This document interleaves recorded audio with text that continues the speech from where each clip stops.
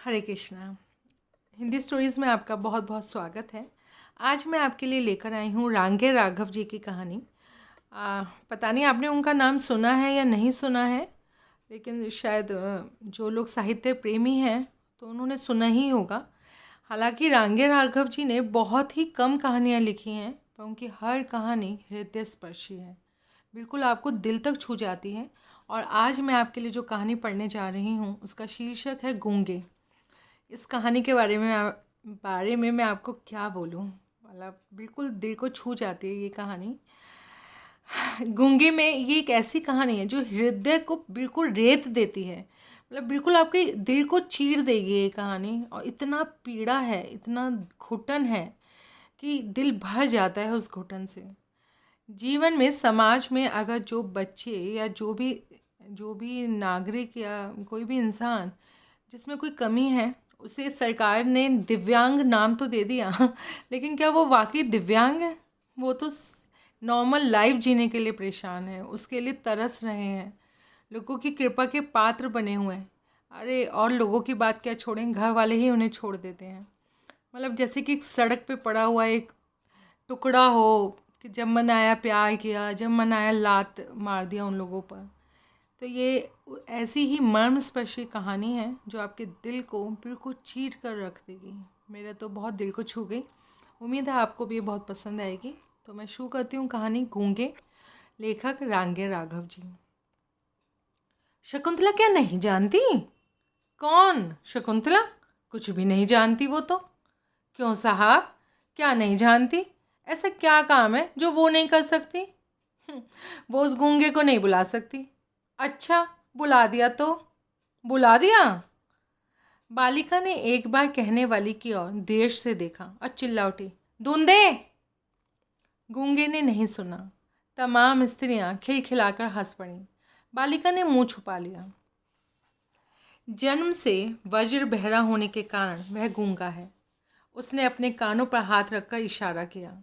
सब लोगों को उसमें दिलचस्पी पैदा हो गई, जैसे तोते को राम राम कहते सुनकर उसके प्रति हृदय में एक आनंद मिश्रित कुतूहल उत्पन्न हो जाता है। चमेली ने उंगलियों से इंगित किया, फिर मुंह के आगे इशारा करके गूंगे ने बताया, भाग गई। कौन? फिर समझ में आया, जब छोटा था तो माँ जो घूंघट काटती थी छोड़ गई। क्योंकि बाप यानी बड़ी बड़ी मूछें मर गया था। फिर उसे किसने पाला? किसने? ये तो समझ में नहीं आया, पर वे लोग मारते बहुत हैं। अच्छा। करुणा ने सबको घेर लिया। वह बोलने की कितनी ज़बरदस्त कोशिश करता है, लेकिन नतीजा कुछ नहीं, केवल कर्कश काएं काएं का ढेर, अस्फुट ध्वनियों का वमन, जैसे आदिम मानव अभी भाषा बनाने में जी जान से लड़ रहा हो। चमेली ने पहली बार अनुभव किया कि यदि गले में काकल तनिक ठीक नहीं हो तो मनुष्य क्या से क्या हो जाता है। कैसी यातना है कि वह अपने हृदय को उगल देना चाहता है, किंतु उगल नहीं पाता। सुशीला ने आगे बढ़कर इशारा किया, मुंह खोल। और गूंगे ने मुंह खोल दिया, लेकिन उसमें कुछ दिखाई नहीं दिया। पूछा, गले में कौवा है? गूंगा समझ गया, इशारे से ही बता दिया, किसी ने बचपन में गला साफ करने की कोशिश में काट दिया। और वो ऐसे बोलता है जैसे घायल पशु करहा उठता है, शिकायत करता है जैसे कुत्ता चिल्ला रहा हो, और कभी कभी उसके स्वर में ज्वालामुखी के विस्फोट की सी भयानक थपेड़े मार उठती हैं। वह जानता है कि वह सुन नहीं सकता और बताकर मुस्कुराता है। वह जानता है कि उसकी बोली को कोई नहीं समझता, फिर भी बोलता है। सुशीला ने कहा, इशारे गजब के करता है, अक्ल बहुत तेज है इसमें। खाता क्या है, कहाँ से मिलता है? वह कहानी ऐसी है जिसे सुनकर सब हैरान बैठे हैं। हलवाई के यहाँ रात भर लड्डू बनाए हैं, कढ़ाई मांजी है, नौकरी की है, कपड़े धोए हैं, सबके इशारे हैं, लेकिन गूंगे का स्वर चीत्कार में परिणत हो गया। सीने पर हाथ मार मार कर इशारा किया। हाथ फैलाकर कभी नहीं मांगा, भीख नहीं लेता। भुजाओं पर हाथ रखकर इशारा किया, मेहनत का खाता हूँ, और पेट बजाकर दिखाया, इसके लिए, इसके लिए। अनाथ आश्रम के बच्चों को देखकर चमेली रोती थी। आज भी उसकी आंखों में पानी आ गया। वो सदा से ही कोमल है, वह सदा से ही कोमल है। सुशीला से बोली, इसे नौकर भी तो नहीं रखा जा सकता। पर गूंगा उस समय समझ रहा था। वह दूध ले आता है, कच्चा मंगाना हो थन काटने का इशारा कीजिए, औटा हुआ मंगवाना हो तो हलवाई जैसे एक बर्तन से दूसरे बर्तन में उठाकर दूध डालता है, वैसी बात कहिए। साग मंगाना हो गोल गोल कीजिए या लंबी उंगली दिखाकर समझाइए। और भी और भी। और चमेली ने इशारा किया, हमारे यहाँ रहेगा। गूंगे ने स्वीकार तो किया, किंतु हाथ से इशारा किया, क्या दोगी, खाना? हाँ, चमेली ने सर हिलाया। कुछ पैसे? 4 उंगलियां दिखा दी। गूंगे ने सर पर हाथ मारकर जैसे कहा, तैयार है। सीने पर हाथ मारा, 4 रुपए। सुशीला ने कहा, पछताओगी, भला ये क्या काम करेगा? मुझे तो दया आती है बेचारे पर। ना हो, बच्चों की तबीयत बहल जाएगी। घर पर बुआ मारती थी, फूफा मारता था, क्योंकि उन्होंने उसे पाला था। वे चाहते थे कि बाजार में पल्लेदारी करें, 12-14 आने कमा कर लाए और उन्हें दे दें। बदले में वे उसके सामने बाजरे और चने की रोटियां डाल दें। अब गूंगा घर में नहीं जाता, यहीं काम करता है। बच्चे चिढ़ाते हैं, कभी नाराज़ नहीं होता। चमेली के पति सीधे साधे आदमी हैं, पल जाएगा बेचारा। किंतु वे जानते हैं कि मनुष्य की करुणा की भावना उसके भीतर गूंगेपन की प्रति छाया है। जब वह बहुत कुछ करना चाहता है किंतु कर नहीं पाता। इसी तरह दिन बीत रहे हैं। चमेली ने पुकारा, गूंगे, किंतु कोई उत्तर नहीं आया। उठकर ढूंढा, कुछ पता नहीं लगा। बसंता ने कहा, मुझे तो कुछ नहीं मालूम। भाग गया होगा। पति का उदासीन स्वर सुनाई दिया। सचमुच वह भाग गया था। कुछ भी समझ में नहीं आया।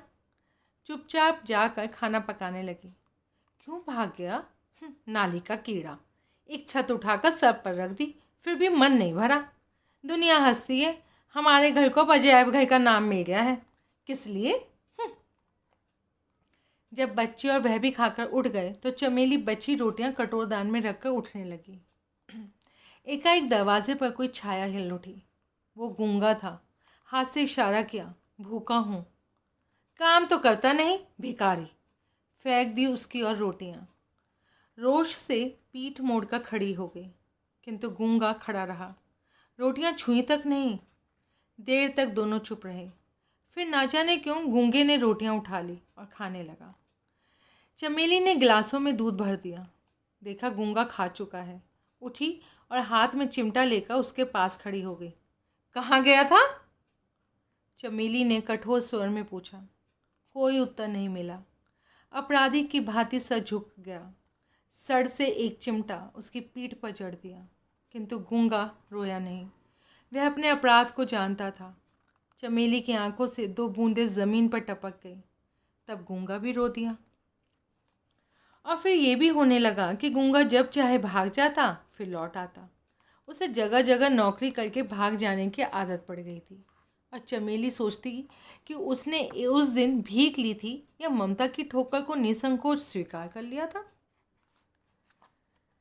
बसंता ने कसकर गूंगे की चपत जड़ दी।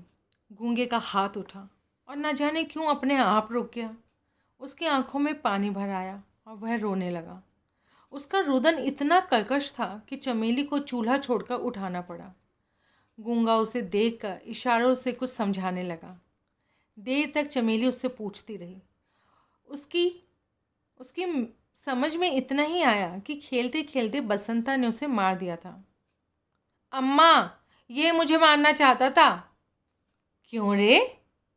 चमेली ने गूंगे की ओर देखकर कहा। वह इस समय भी नहीं भूली थी कि गूंगा कुछ सुन नहीं सकता, लेकिन गूंगा भाव भंगिमा से समझ गया। उसने चमेली का हाथ पकड़ लिया। एक क्षण को चमेली को लगा जैसे उसी के बेटे ने आज उसका हाथ पकड़ लिया था, लेकिन अचानक एकाएक घृणा से उसने हाथ छुड़ा लिया। बेटे के प्रति मंगल कामना ने उसे ऐसा करने को मजबूर कर दिया। कहीं उसका बेटा भी गूंगा होता तो वह भी ऐसे ही दुख उठाता। वह कुछ भी नहीं सोच सकी। एक बार फिर गूंगे के प्रति हृदय में ममता भर आई। वह लौटकर चूल्हे पर जा बैठी, जिसमें अंदर आग थी, लेकिन उसी आग से वह सब पक रहा था जिससे सबसे भयानक आग बुझती है, पेट की आग, जिसके कारण आदमी गुलाम हो जाता है। उसे अनुभव हुआ कि गूंगे में बसंता से कहीं अधिक शारीरिक बल था। कभी भी गूंगे की भांति शक्ति से बसंता ने उसका हाथ नहीं पकड़ा था, लेकिन फिर भी गूंगे ने अपना उठा हाथ बसंता पे चलाया नहीं। रोटी जल रही थी, झट से पलटती, वह पक रही थी। इसी से बसंता बसंता है और गूंगा गूंगा है। चमेली को विस्मय हुआ। गूंगा शायद ही समझता है कि बसंता मालिक का बेटा है, उस पर वह हाथ नहीं चला सकता।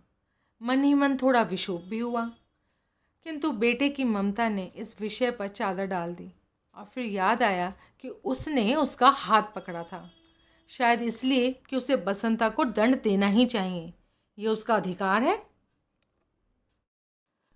किंतु वह तब समझ नहीं सकी और उसने सुना गूंगा कभी कभी करहा उठता था। चमेली उठकर बाहर गई, कुछ सोचकर रसोई में लौट आई और रात की बासी रोटी लेकर निकली। गूंगे, उसने पुकारा। कान के न जाने किस पर्दे में कोई चेतना है कि गूंगा उसकी आवाज़ को कभी अनसुना नहीं कर सकता। वह आया। उसकी आंखों में पानी भरा था, जैसे उनमें एक शिकायत थी, पक्षपात के प्रति तिरस्कार था। चमेली को लगा कि लड़का बहुत तेज़ है। बरबस ही उसके होठों पर मुस्कान छा गई। ले, खा ले, और हाथ बढ़ा दिया। गूंगा इस स्वर की, इस सब की उपेक्षा नहीं कर सकता। वह हंस पड़ा। अगर उसका रोना एक अजीब दर्दनाक आवाज़ थी, तो ये हंसना और कुछ नहीं। एक अचानक गुर्राहट सी चमेली के कानों में बज उठी। उस अमानवीय स्वर को सुनकर वह भीतर ही भीतर काँप उठी। ये उसने क्या किया था? उसने एक पक्षु पाला था जिसके हृदय में मनुष्यों जैसी वेदना थी। घृणा से विशुद्ध होकर चमेली ने कहा, क्यों रे, तूने चोरी की है? गूंगा चुप हो गया। उसने अपना सर झुका लिया। चमेली एक बार क्रोध से कांप उठी। देर तक उसकी ओर घूरती रही। सोचा मारने से ठीक नहीं हो सकता। अपराध को स्वीकार करा के दंड न देना ही शायद कुछ असर करे। और फिर कौन सा मेरा अपना है? रहना हो तो ठीक से रहे, नहीं तो फिर जाकर सड़क पर कुत्तों की तरह झूठन पर जिंदगी बिताए, दर दर अपमानित और लांछित। आगे बढ़कर गूंगे का हाथ पकड़ लिया और द्वार की ओर इशारा करके दिखाया, निकल जा। गूंगा जैसे समझा नहीं, बड़ी बड़ी आंखों को फाड़े देखता रहा। कुछ कहने को शायद एक बार होठ भी खुले, किंतु कोई स्वर नहीं निकला। चमेली वैसे ही कठोर बनी रही। अब के मुंह से भी साथ साथ, जाओ, निकल जाओ। ढंग से काम नहीं करना है तो तुम्हारा यहाँ कोई काम नहीं। नौकर की तरह रहना है तो रहो, नहीं बाहर जाओ। यहाँ तुम्हारे नखरे कोई नहीं उठा सकता। किसी को इतनी फुर्सत नहीं है, समझे?